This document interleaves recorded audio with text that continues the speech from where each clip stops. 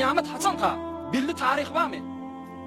Hel yanzuruna illa sa'ate en ta'tiyahum baghtata ve hum la yash'urun. Sure Zuhruf'ta diye Hudaý Taala. Kıyamete öyle şey anılmı. Kıyamet gelmer, meğerinki gelenini biriniz de bilmän galarsınız dipdir.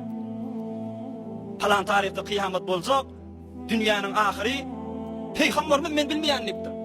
Kıyametin daqiq geljek wagty Allah Taala'nın pagat özü biler, insanlyň birisi de bilmez. Peygamberimizden kıyamet moratda soralarına näme diýenmişdik? Mel mes'ulu anha bi'a'lama min as-sa'il. Ay bu moratda soralyp duran, sorap durandan ilmi ýokary diýenmişdik.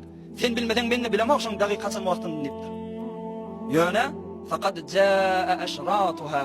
Hudaý Taala diýär. Kıyametin alamatlar gelendir ha diýär. Öňe gelmede de alamatlar gelipdi diýär. Kıyametin biz daqiq wagta hiç kim aýdy bilmez onu. Son Peygamberjan eger bir nefer aýtmaly bolsa Peygamberimiz bilmeli ahyryň şonu. İlçi adam, Hudaý Taala'dan wahy bolup duran adam. Şu men bilmeýänlik geçipdir. Biz hiç zamanla profesör bolsun, danışment bolsun, tarihdan bolsun, her näme filosofda boladym, kıyameti bilmez haçan bolsagyny. Ýöne Peygamberimiz sallallahu aleyhi ve sellem men size kıyamet bolmagyndan öňe bir togar boljak zatlar bardyr, şonu aýdaýyn diýip gurrun beripdir. Alamat-ı kıyamet diýilýär. Hatta daqiq be daqiq oňjak gurrunlaryny aýdypdyr. Aýny bu Peygamberimiz şu zamany gurrun ýalaga diýip aýdypdyr. We biz de hemme Peygamberimiziň aýdan zadyna imanymyz bar. Hem sananyňki Peygamber öňkü geçen ummatlaryň gurruny aýdyp bermeýän bize. Şoň kıyaly ahyrda da geljeklerin gurruny aýdyp kesipdir.